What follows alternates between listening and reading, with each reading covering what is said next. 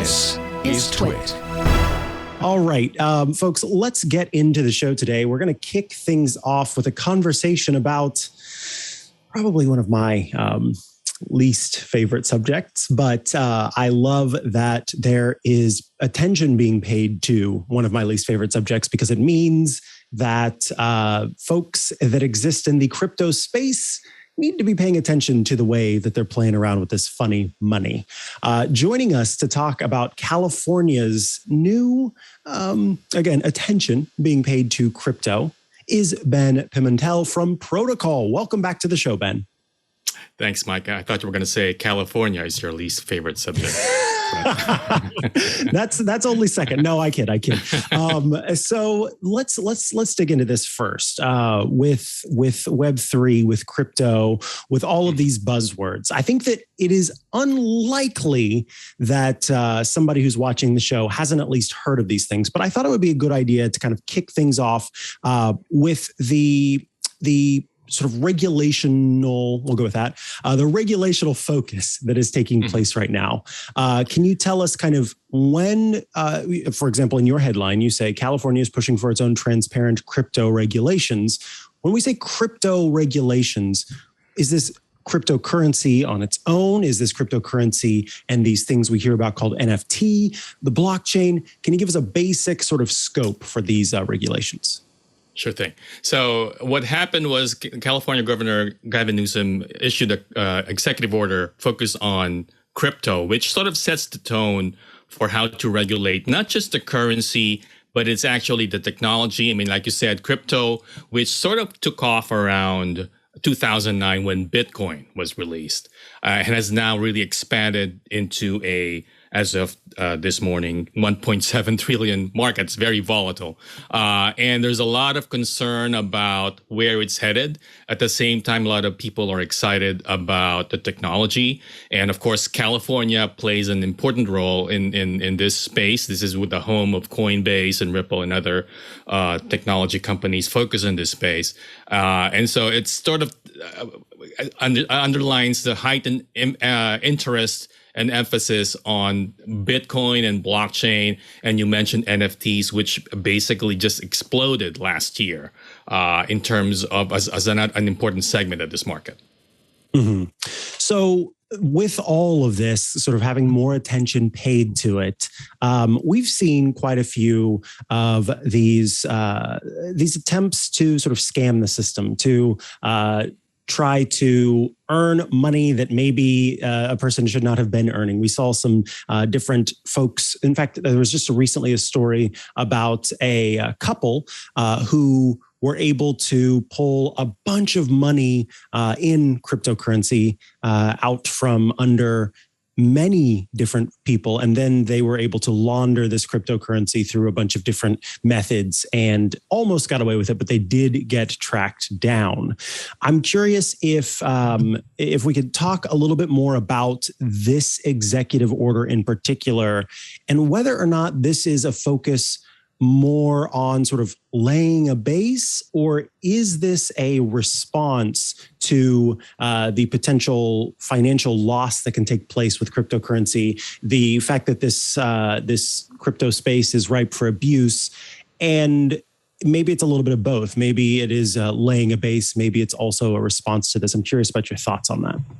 It's both. It's the short answer. It's both. I mean, it's an important technology. It's an important trend. It's growing. It's not just the United States. It's global now. And there is a worry that the U.S. should play an important role in leading that trend. I mean, the U.S. is leading that role, but leading that trend. But there's also pushback on what you said exactly. There's concern about the use of crypto and blockchain in illicit activity, including money laundering. There's still a lot of hacks going on and a lot of concern about the use of crypto for criminal activities. But even beyond that, there's also growing worries about the impact of crypto on investors and consumers.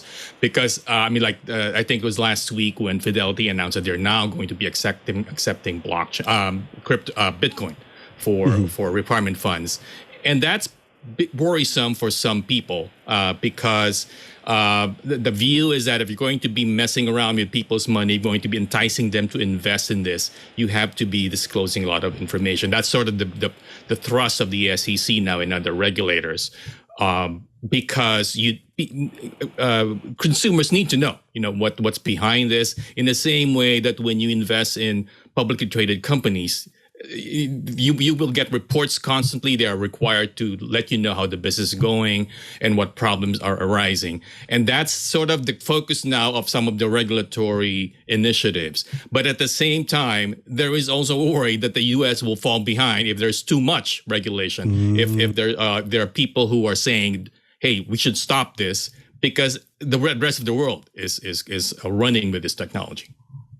Okay, so what all is involved in Governor Gavin Newsom's executive order in particular? Now that we can kind of dig into this, what does this executive order hope to achieve?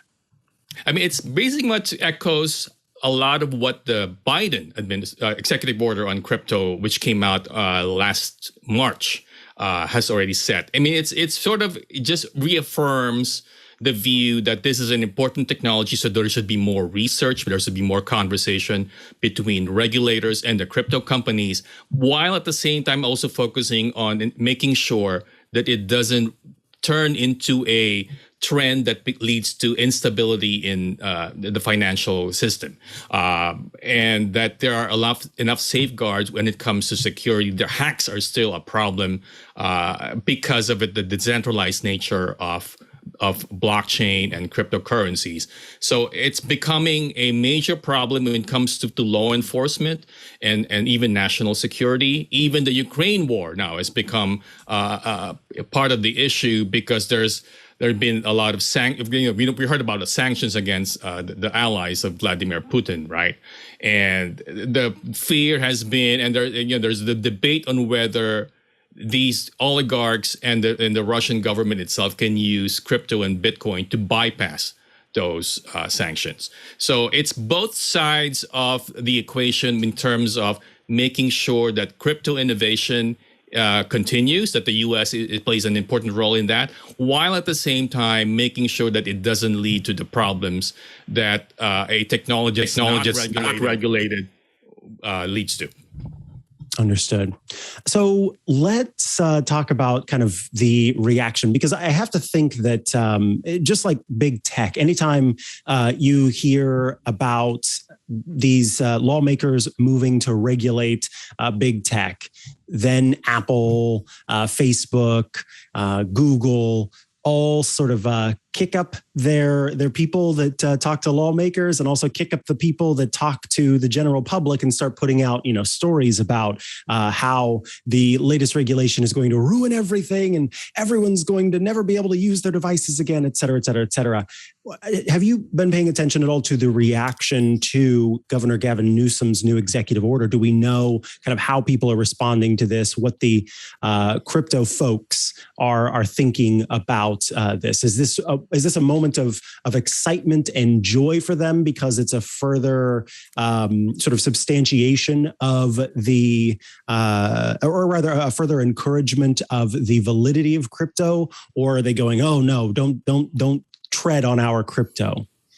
I mean, the reaction has been basically similar to the reaction to the Biden order, which is the crypto industry welcomed it, they cheered it because because Biden, the president, affirmed the importance of blockchain and crypto and the need for the U.S. to be at the forefront of those developments, while at the same time reaffirming too and stating that there is a need to be careful in terms of how these technologies are regulated to make sure that consumers are not harmed and businesses are not, especially investors, are not harmed in this development. And in a way, California, because of its critical role, is sort of just reaffirming those two things in terms of the importance of blockchain and crypto, while at the same time making sure that there are rules in place to make sure that it doesn't cause any harm to the financial system and to society.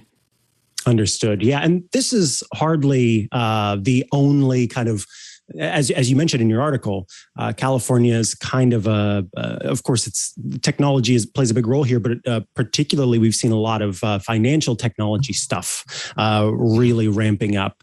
It was just Stripe that announced a platform for being able to interface with different banking systems, which is a lot like Plaid, and that, of course, is one example of several. And so, sort of figuring out how to get all of these things to work together.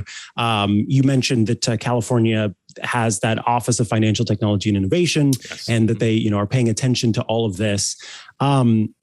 What does this executive order also lay the ground rules for the sort of taxation of cryptocurrency? Because I don't know about you, but just anecdotally speaking, I saw a number of people, some who were saying, "Oh my goodness, I'm really annoyed that I had cryptocurrency at all because it was so confusing trying to fill that out for my taxes at the end of the year."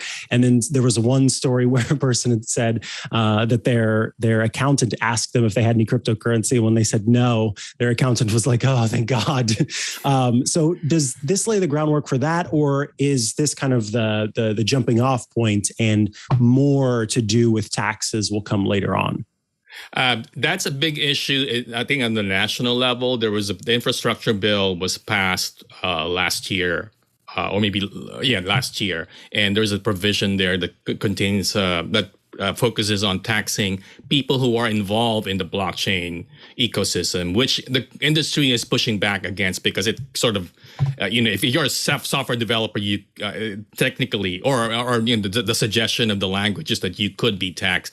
But it goes beyond a lot of these issues, I believe. I mean, there are different states that are already taking their own initiative in terms of how they approach crypto and blockchain. For instance, Wyoming, there's a push to let people pay their taxes in Bitcoin and crypto, and there's even in states like Arizona and Texas to make Bitcoin legal tender. There have been proposals like that, and of course internationally, it's already legal tender in El Salvador.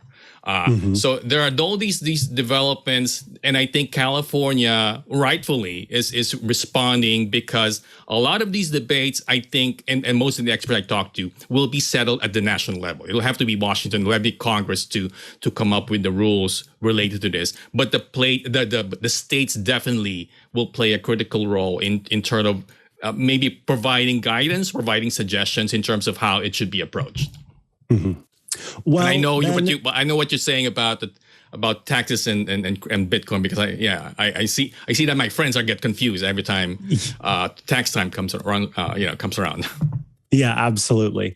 Ben, I want to thank you so much for taking some time out of your day and helping us kind of crawl through all of this and explain it a little bit more. It's always a joy to have you on. Of course, folks can head to protocol.com to check out your work. But if they want to follow you online, where should they go to do that?